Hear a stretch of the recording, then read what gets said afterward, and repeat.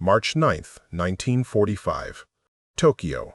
The night air hung thick with the scent of charcoal braziers and miso soup simmering in 10,000 kitchens. Across the Sumida River, in the warren of wooden homes that pressed shoulder to shoulder through Asakusa and Fukagawa, families huddled beneath quilted futons, their breath visible in the late winter cold. The blackout curtains were drawn. The sirens had been silent for hours. In the imperial palace, where cherry blossoms would bloom in 3 weeks, staff officers reviewed intelligence reports by candlelight, their faces cast in shadow. Outside, the city exhaled, a collective sigh of temporary reprieve. The Americans had not come tonight, or so it seemed. 13,000 feet above the Pacific, a different kind of breath was being drawn. 334 silver giants, each weighing 74 tons fully loaded, droned through the darkness in formations so vast they blotted out the stars. Inside the pressurized cabins, young men from Kansas and Oregon and Alabama checked their oxygen masks and watched fuel gauges with the intensity of card players studying their final hand. They had been briefed 3 times. They knew the target. They knew what they carried. In the lead aircraft, Pathfinder, Brigadier General Thomas S. Power, sat behind the pilot, his jaw set, his eyes fixed on the instruments glowing green in the cockpit darkness. Below them, the Japanese home islands lay invisible beneath scattered clouds, a civilization of paper and wood that had dismissed these very aircraft as impossible fabrications. Propaganda designed to demoralize a warrior nation that had never known defeat on its own soil. The Empire of Japan was about to learn the difference between propaganda and truth. For 3 years, whispers of the B-29 Superfortress had drifted through Japanese military intelligence like smoke. The Americans, it was said, had developed a bomber of unprecedented size, a 4-engine colossus capable of flying higher, faster, and farther than any aircraft in existence. It could carry 5 tons of ordnance across 2,000 miles. It possessed pressurized crew compartments, remote-controlled defensive guns, and a cruising altitude that placed it beyond the reach of most Japanese fighters. To the analysts in Tokyo, sequestered in their wood-paneled offices beneath the War Ministry, these specifications seemed fantastical. The Americans, they reasoned, were a nation of Hollywood illusions and advertising slogans. They built automobiles with chrome and radios that played jazz. They did not build instruments of war that could challenge the divine wind protecting the emperor's realm. The first photographic evidence arrived in June 1944, grainy reconnaissance images of massive aircraft on Chinese airfields. Japanese intelligence officers studied the photographs with magnifying glasses, measuring wingspans against known landmarks, calculating payload capacities and fuel consumption rates. Some concluded the images were doctored. Others argued the aircraft were prototypes, experimental machines that would never reach operational status. A minority report filed by a young lieutenant colonel who had studied engineering at Stanford before the war suggested the B-29 represented an industrial capability beyond Japan's capacity to counter. His report was noted and filed. No action was taken. The reasoning was rooted in experience and ideology. Japan had fought the Americans in China, in the Philippines, in the island chains scattered across the Pacific like stepping stones to empire. They had seen American equipment, adequate, sometimes impressive, but nothing that suggested a fundamental advantage. American tanks were lighter than German panzers. American rifles were semi-automatic, but no more accurate than the Arisaka Type 99. American destroyers were fast, but vulnerable to torpedo attack.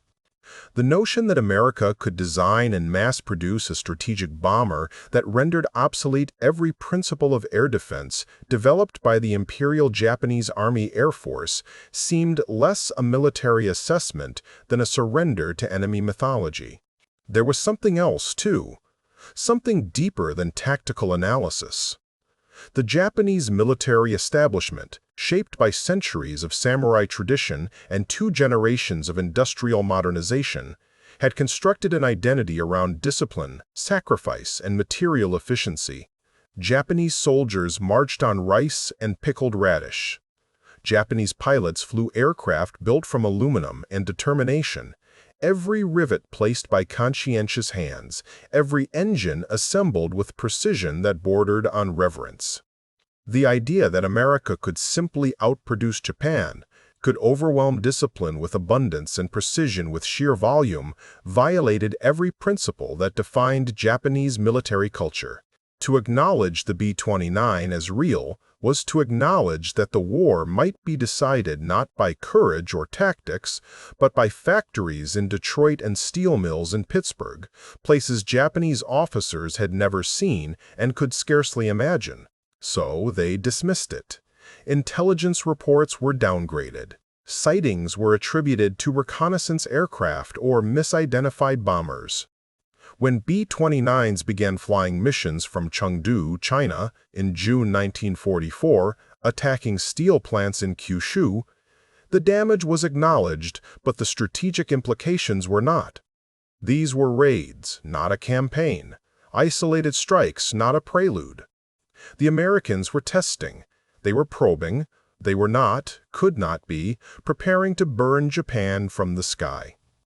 The crews who climbed into those 334 superfortresses on the evening of March 9, 1945, carried no such illusions. They had trained for 18 months first in Kansas wheat fields, where the B-29s looked like they belonged to a future war, then in India and China, and finally, on Guam, Tinian and Saipan Islands, seized at terrible cost. Transformed in months into the largest bomber bases in history. They had flown daylight precision raids at 30,000 feet, dropping explosives on aircraft factories and refineries, while Japanese fighters clawed up through thin air to meet them.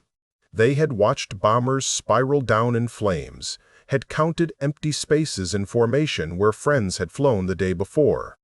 They had learned that precision bombing from 6 miles up was a theory that looked better in briefing rooms than it performed over hostile territory. Now, they were trying something different. The B-29s flew low tonight, 5,000 feet, then descending to 7,000, some as low as 5,000. They had stripped out most of their defensive armament, removed the gunners and the ammunition, torn out everything that wasn't essential to the single purpose of carrying the maximum possible payload to Tokyo. Each aircraft was loaded with E-46 incendiary cluster bombs, cylinders packed with jellied gasoline that would burst on impact, scattering burning gel across wooden structures that had never been designed to resist fire. The total payload exceeded 2,000 tons. It was enough ordnance to level a city. But first, it had to reach the target. At 12:05 a.m., the Pathfinder aircraft crossed the Tokyo coastline. Below, the city sprawled like a circuit board darkness, punctuated by scattered lights that the blackout regulations couldn't entirely suppress. Air raid sirens began their wail, a sound that had become routine over 3 years of war, a sound that usually signaled a brief drill or a single reconnaissance flight. Citizens rolled over in their sleep. Some rose and gathered children, shuffling toward designated shelters. Most stayed in bed. The sirens were crying wolf again. Then the first incendiaries fell. They came down in clusters, tumbling through the night like terrible rain. When they struck rooftops, streets, wooden walls still warm from dinner fires, they burst into bloom. Not the orange-red of natural flame, but a white-hot chemical inferno that clung to whatever it touched. Within seconds, a dozen fires ignited in Asakusa. Within minutes, 100. The Pathfinders had marked an X across the densest residential districts, and now the main force followed, wave after wave, opening bomb bay doors and releasing their loads with mechanical precision. The crews saw it from above, watched as individual fires merged into larger blazes, as larger blazes coalesced into firestorms. The heat rose in columns so intense they created their own weather.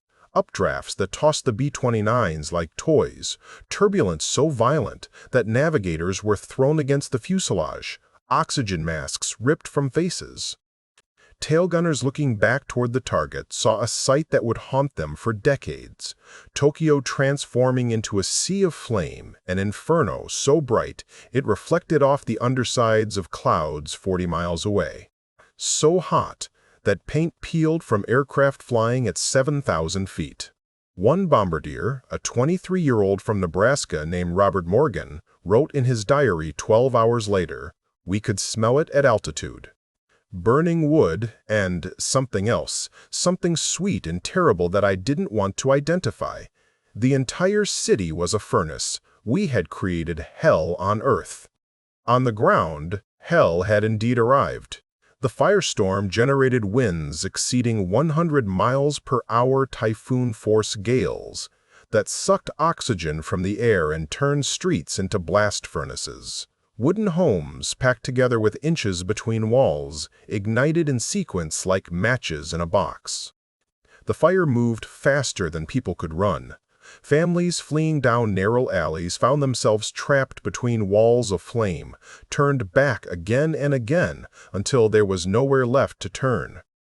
The Sumida River, normally a sluggish waterway crossed by 17 bridges, became a destination for thousands who believed water would save them. They were wrong. The river itself seemed to boil. Bodies floated downstream, steaming in the superheated air. In the industrial district of Fukagawa, a mother pressed her 3 children against the stone wall of a warehouse, covering them with her body as the air itself caught fire. When workers found them the next morning, they had been carbonized into a single sculpture of ash that crumbled at the touch. In Hanjo, a group of 30 schoolchildren followed their teacher into a concrete cistern, seeking refuge from the flames. The firestorm consumed the oxygen inside. They were found days later, perfectly preserved, suffocated without a burn on their bodies. The numbers emerged slowly, compiled by surveyors who walked through 16 square miles of ash and twisted metal. The official estimate, filed by the Tokyo Metropolitan Police Department on March 19th, listed 83,793 dead. The actual number was certainly higher. Bodies had been vaporized, entire families erased without trace. 15% of Tokyo's total urban area had ceased to exist. Over 1 million people were homeless. The industrial capacity that had supported Japan's war machine, the small workshops and cottage industries that produced everything from rifle parts to radio components, had been reduced to slag and cinder. In Washington, General Curtis LeMay received the damage assessment reports with grim satisfaction. LeMay, who commanded the XXI Bomber Command from Guam, had staked his career on the low-altitude incendiary strategy. Precision bombing had failed to cripple Japanese industry. Now he would burn the factories and the workers' homes simultaneously, would destroy the will to produce and the means of production in a single stroke. The firebombing of Tokyo was not an aberration, it was a template. In the weeks that followed, LeMay's bombers would incinerate Nagoya, Osaka, Kobe, Yokohama, every major city except Kyoto, which was spared for cultural reasons, and 4 targets reserved for a new weapon then in development. The strategic logic was brutal and effective. If Japan's industry was dispersed through residential neighborhoods, then residential neighborhoods would burn. The Japanese High Command received the reports in silence. There was no denying the destruction now, no dismissing the B-29 as propaganda or prototype. 334 aircraft had crossed the Pacific, had flown through the night, at altitudes Japanese fighters could barely reach, had delivered 2,000 tons of ordnance with industrial efficiency, and had returned to their bases with losses of 14 aircraft, a 4.2% attrition rate that was operationally sustainable for an air force that could replace bombers faster than Japan could shoot them down. In the wood-paneled conference room beneath the War Ministry, where maps of the Pacific were marked with shrinking circles of Japanese-held territory, the reality settled like snow on a grave. The Americans had not merely built a bomber, they had built an air force of bombers. They had constructed the infrastructure, the runways, the fuel depots, the repair facilities, the housing for crews on islands that had been Japanese 6 months earlier. They had done it with a speed and scale that revealed an industrial capacity beyond calculation. Every B-29 that appeared over Tokyo represented an economy that could produce aluminum and engines and electronics and train pilots and build airfields while simultaneously fighting a two-front war across 2 oceans and supplying allies in Europe and Asia. A Japanese staff officer, Lieutenant Colonel Shigeharu Asida, wrote in his private journal on March 15th, "We have been fighting an idea of America, an America of weakness and decadence that existed only in our briefings. The real America has now introduced itself through fire. It is not weak, it is not decadent. It is industrial capitalism armed and unleashed, and we have nothing in our tradition or our arsenal that can answer it." The psychological impact was as significant as the physical destruction. Japanese civilians who had been told since 1941 that the war was proceeding according to plan, that sacrifices were temporary, that victory was inevitable, now stood in ash that had been their homes and understood that something had gone terribly wrong. The government's response, a mixture of censorship, exhortation to greater sacrifice, and construction of fire breaks that would prove meaningless against future raids, convinced no one. The propaganda machine that had sustained morale through defeat after defeat in the Pacific now ground against a reality too large to spin. The emperor himself, touring the ruins of Tokyo on March 18th, stood silent before the devastation. His advisors waited for a pronouncement, a statement that could be distributed to rally the people. He said nothing. What was there to say? The divine wind had not protected the capital. The warrior spirit had not stopped the bombers.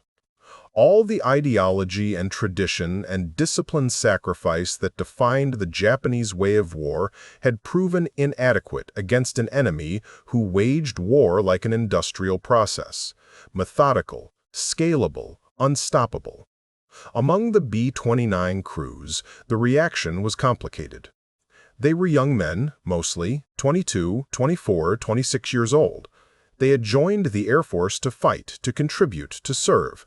They believed in the cause, defeating fascism, ending Japanese aggression, avenging Pearl Harbor. But sitting in debriefing rooms on Guam, drinking coffee from tin cups, and describing what they had seen over Tokyo, many found the words didn't come easily. "We burned a city," a navigator named James Patillo told a reporter 2 weeks later. "We killed more people in 6 hours than died in some battles that lasted months. I don't feel guilty. The Japanese started this war and were finishing it. But I don't feel proud either. I feel like we crossed some line, like we invented a new kind of war that nobody will be able to uninvent." He was right. The firebombing of Tokyo was a watershed, a demonstration that strategic bombing had evolved from attacking military targets to destroying the capacity and will of an entire nation to wage war. The distinction between soldier and civilian, between military target and home front, had been rendered obsolete by incendiary technology and long-range aviation. When the atomic bombs fell on Hiroshima and Nagasaki 5 months later, they were merely an extension of a strategy already proven over Tokyo. Bring the war home, make it unbearable, force surrender through the systematic destruction of urban centers. But there was something else at work in that firebombing campaign, something beyond strategy and tactics. The B-29 itself had become a symbol, not just of American air power, but of American civilization. Every superfortress was a cathedral of aluminum and electronics, a machine so complex it required 50,000 man-hours to build, so sophisticated it employed technologies Japan could barely understand. The pressurized cabins, the remote-controlled gun turrets, the analog computers that calculated bomb site trajectories, the radial engines that produced 2,200 horsepower each. These were not merely weapons. They were artifacts of an economy and a society organized around principles fundamentally different from Japan's. Japanese pilots who managed to intercept B-29s at altitude described the experience with a mixture of professional respect and existential dread. The Superfortresses flew in defensive formations called boxes, mutually supporting, bristling with 50-caliber machine guns that filled the sky with tracer fire. A fighter pilot attacking a B-29 formation entered a three-dimensional kill zone, where survival depended on split-second timing and extraordinary skill. And even when attacks succeeded, even when a B-29 went down smoking and trailing fire, 3 more would appear the next day and 3 more the day after that. An endless production line turning out weapons faster than Japan could destroy them. A Japanese fighter ace, Captain Yasuhiko Kuroe, who survived the war with 11 B-29 kills, reflected in a 1952 interview, "We could shoot them down, but we couldn't defeat them." They represented something larger than aircraft. They represented Ford Motor Company and Boeing and the Pittsburgh steel mills. We were fighting an assembly line, and assembly lines don't feel pain or fear or exhaustion. They just produce. By May 1945, the B-29 campaign had destroyed 43% of 63 Japanese cities. The industrial districts were gone. The railways were wrecked. Food distribution had collapsed. School children were evacuated to the countryside where they grew thin on radish soup and millet. The government issued instructions for civilians to fight with bamboo spears when the American invasion came. Instructions that everyone understood were fantasies, a last gesture of defiance against the inevitable. The B-29s continued their missions. On clear days, they flew at 30,000 feet, untouchable, almost leisurely, their contrails etching white lines across the blue sky. On cloudy days, they came low, following radar guidance to targets they would never see. Japanese anti-aircraft fire was increasingly sporadic, limited by ammunition shortages. Fighter interceptions became rare as fuel supplies dwindled. The Emperor's subjects learned to recognize the sound of Wright R-335 engines throbbing at altitude, a sound that meant terror was approaching, but that could not be defended against, only endured. In the Mariana Islands, where the B-29 bases sprawled across Guam, Tinian, and Saipan, mechanics worked around the clock to maintain the bomber fleet. It was grueling work. Each mission exposed engines to temperatures and stresses that would destroy a civilian aircraft in hours. Spark plugs fouled, hydraulic lines ruptured, propeller pitch mechanisms failed. But the maintenance crews, many of them barely 20 years old, kept the bombers flying. They understood perhaps more clearly than the brass in Washington that the war was being won not by heroism or tactics, but by logistics, by the ability to keep 300 aircraft operational, to deliver spare parts from factories in California to runways in the Pacific, to train replacement crews faster than combat, claimed them. A crew chief named Daniel McCarthy, who maintained B-29s on Tinian, wrote to his father in March 1945, "I work 16-hour days, 6 days a week. I haven't seen a movie or a baseball game in 4 months. But every time I watch one of my planes take off at sunset, loaded with 10 tons of bombs, I know I'm putting nails in the Emperor's coffin." These aircraft are democracy in aluminum, built by free men, maintained by free men, flown by free men. And they're going to win this war one sortie at a time. That was the symbolism the Japanese High Command had failed to grasp. The B-29 was not merely an aircraft.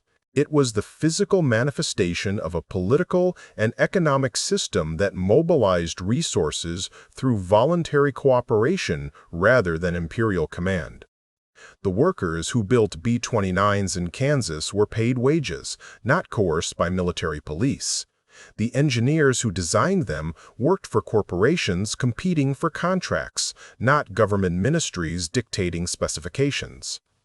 The pilots who flew them had volunteered for service, believing in a cause larger than obedience. Japan had constructed its war machine through discipline, hierarchy, and national mobilization. America had constructed its war machine through capitalism, innovation, and industrial competition. In 1945, over the smoking ruins of Tokyo, it became clear which system produced more bombers. On the morning of March 10th, as dawn light filtered through smoke that would linger for 3 days, survivors wandered through the ashes of Asakusa, searching for landmarks that no longer existed. The Buddhist temple where families had worshipped for generations was a foundation of scorched stone. The market where merchants had sold fish and vegetables since the Meiji era was a field of debris. The primary school where children had learned calligraphy and mathematics had vanished so completely that only the outline of its foundation remained, scorched into the earth like a shadow. An elderly man, a retired schoolteacher named Takeshi Nakamura, stood where his house had been and tried to reconstruct the rooms from memory. Here was the entrance where his daughter had greeted him each evening.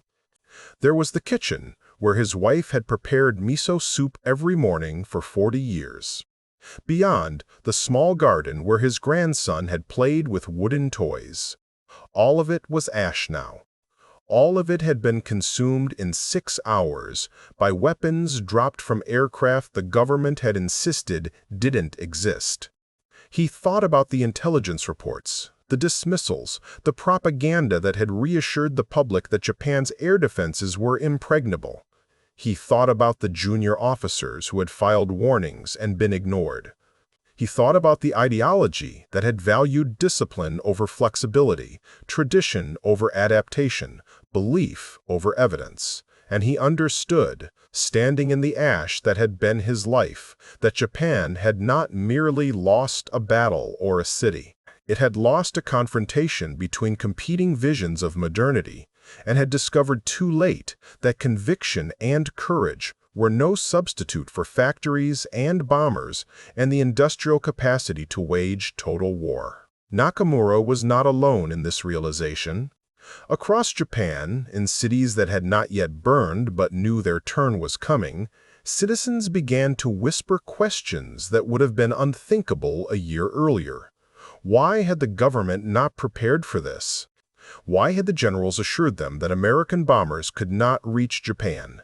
Why were they being asked to sacrifice everything for a war that was clearly, undeniably lost?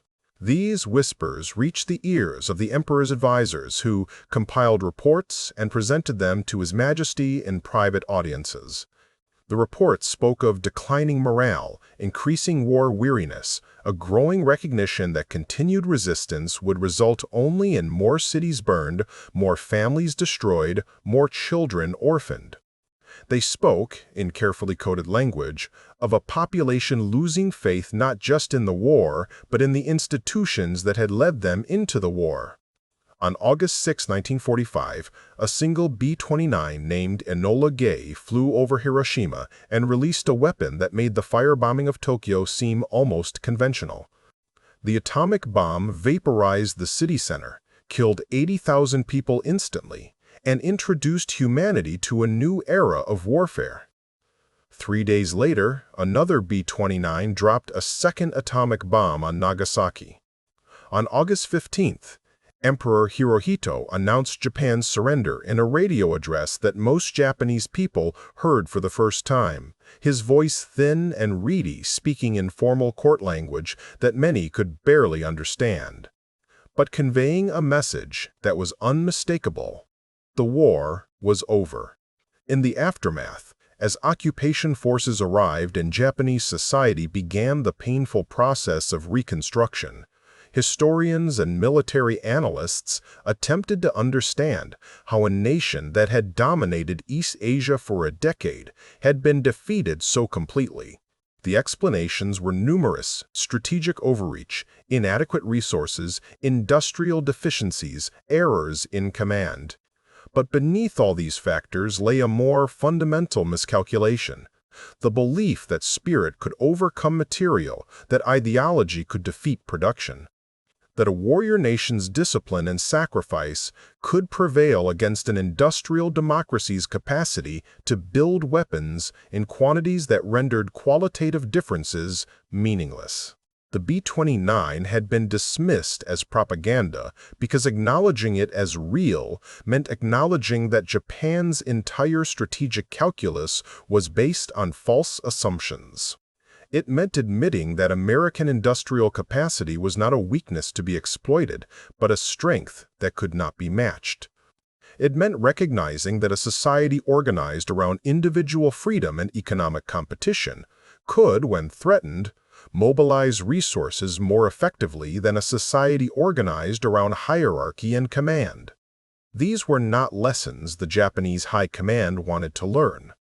So they dismissed the reports, downgraded the intelligence, assured themselves and their emperor that the B-29 was a phantom, a propaganda tool, a desperate fabrication by a decadent enemy that lacked the will to fight. And then 334 of those phantoms appeared over Tokyo in a single night and burned 16 square miles of the city to ash. In the years after the war, survivors of the March 9th firebombing would gather annually at memorial sites throughout Tokyo. They would light incense, offer prayers for the dead, and share memories of that night when the sky itself seemed to catch fire. Some spoke of miracles: the child pulled from rubble, the family that found shelter in a concrete cistern, the Buddha statue that survived intact amid total devastation. Others spoke of horror: the sound of buildings collapsing, the smell of burning flesh, the sight of the Sumida River choked with bodies. But almost all spoke of a single, overwhelming impression, the realization, as dawn broke on March 10th and they stood amid the ruins of their city, that they had been lied to. The government had told them Japan was winning. The military had assured them that the home islands were protected. The emperor's ministers had promised that the divine wind would preserve them from harm. All of it had been false. All of it had burned away in 6 hours, leaving only truth in the form of ash and smoke and the distant drone of bombers returning to their bases. An elementary school teacher named Kimiko Watanabe, who survived by sheltering in a concrete water tower, would write in her memoir 40 years later, "The B-29s did not just destroy buildings. They destroyed the lies we had been told, the myths we had believed." When I emerged that morning and saw what had been done to Tokyo, I understood that we had been fighting an enemy we didn't understand, with weapons we didn't possess, for reasons that no longer mattered. The B-29 was not propaganda. It was truth delivered from altitude, a truth we had refused to believe until it fell on us like fire from heaven. That truth, delivered across 16 square miles of Tokyo in 2,000 tons of incendiaries, revealed the fundamental dynamic of the Pacific War. Japan had fought with courage and skill and absolute conviction. Its soldiers had died by the hundreds of thousands defending positions that could not be held. Its pilots had flown suicide missions against warships they could not sink. Its civilians had endured starvation, bombardment, and loss with a stoicism that commanded respect even from their enemies. But none of it had been enough. Because on the other side of the Pacific was a nation that built B-29s, the way Japan built bicycles, methodically, efficiently, in vast quantities.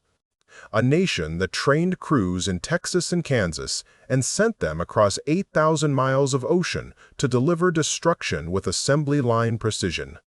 A nation that, when precision bombing proved insufficient, developed incendiary tactics that turned wooden cities into furnaces. A nation that, when incendiaries proved insufficient, developed atomic weapons and deployed them without hesitation. This was the America that Japanese intelligence had dismissed as propaganda. Not the Hollywood America of movies and advertising, but the industrial America of Henry Ford and Thomas Edison, a civilization that had mechanized agriculture, automated manufacturing, and applied engineering principles to every aspect of human activity, including warfare. When that civilization turned its attention to defeating Japan, it did not send samurai to fight samurai. It sent bombers, dozens, then hundreds, then thousands, and it kept sending them until there was nothing left to bomb. On a spring evening in 1946, as cherry blossoms bloomed over the rebuilding ruins of Tokyo, a former Japanese intelligence officer named Takeshi Yamamoto sat in a tea house that had somehow survived the firebombing. He was working as a translator for the American occupation forces, a job that required him to explain Japanese culture to foreigners who had, a year earlier, been dropping incendiaries on his city. It was strange work, humbling work, but it paid enough to feed his family. An American major, a pilot who had flown B-29s over Tokyo, joined him for tea. They had developed a careful friendship, these former enemies, built on mutual respect and the shared experience of having witnessed history's cruelty. The major asked a question he had been wanting to ask for months. Why had Japanese intelligence dismissed the B-29 as propaganda for so long? Yamamoto considered the question carefully. He thought about the briefings he had attended, the reports he had filed, the assumptions that had shaped Japanese strategic thinking. He thought about the ideology that had insisted spirit could overcome material, that discipline could defeat abundance, that a warrior nation could prevail against an industrial democracy. Finally, he answered, "We dismissed the B-29 because acknowledging it meant acknowledging that we had already lost. The aircraft itself was not just a weapon, it was proof that America possessed capabilities we could not match." Every B-29 represented 1,000 workers in a factory, 100 engineers in a design bureau, a dozen pilots in training, a logistics system that spanned the Pacific. To accept the B-29 as real meant accepting that we were fighting an enemy whose industrial capacity was so vast, so overwhelming, that our courage and our casualties and our sacrifices would never be enough. It meant accepting that modern war is not won by warriors but by factories, and that was a truth we could not face until 334 of your bombers made it impossible to deny. The major nodded slowly. He thought about the missions he had flown, the cities he had helped burn, the war he had helped end. He thought about the B-29s lined up on Tinian, gleaming in the tropical sun, each one a masterpiece of engineering and an instrument of destruction. He thought about the factory workers in Kansas who had built them, the maintenance crews who had kept them flying, the civilization that had produced them. "We didn't want to burn your cities," he said quietly, "but we wanted the war to end, and the B-29 was the tool we had." Yamamoto smiled sadly. The B-29 was not just a tool, it was a message. It told us that we were fighting the future, and the future could not be defeated with swords and spirit. It told us that the world had changed, that industrial capacity mattered more than warrior tradition, that abundance was stronger than discipline. We didn't want to believe that message, so we called it propaganda. Until the night it burned Tokyo. Then we believed. The story of the B-29 and the firebombing of Tokyo is often told as a tale of strategic bombing, of tactical innovation, of the brutal calculus that ends wars through destruction. But it is also a story about belief and reality, about the danger of dismissing uncomfortable truths as propaganda, about the consequences of mistaking ideology for strategy. Japan's high command dismissed the B-29 not because they lacked intelligence or insight, but because accepting its existence meant accepting an entire worldview they had spent decades rejecting. It meant acknowledging that American capitalism, which they viewed as chaotic and decadent, could outproduce Japanese discipline. It meant recognizing that individual freedom, which they saw as weakness, could generate innovation that military command could not match. It meant admitting that the future belonged not to warrior traditions, but to industrial modernity. So they called it propaganda. They downgraded the reports. They reassured themselves and their emperor that the Americans were bluffing, that the specifications were exaggerated, that the threat was manageable. And then, on the night of March 9, 1945, 334 silver bombers crossed the Tokyo coastline, opened their bomb bay doors, and delivered a truth that could not be denied: the age of the samurai was over. The age of the B-29 had begun, and in the confrontation between tradition and modernity, between ideology and industry, between conviction and capacity, there was no contest. The fires that consumed Tokyo that night burned more than wood and paper. They burned illusions. They burned assumptions. They burned the mythology that had sustained Japan's war effort and revealed in the harsh light of a 6-hour inferno the reality that had been there all along, that modern war is won by those who can build the most machines, train the most crews, deliver the most ordnance, and that calling those machines propaganda doesn't make them disappear. It only delays the moment when they appear overhead, silver and unstoppable, carrying fire.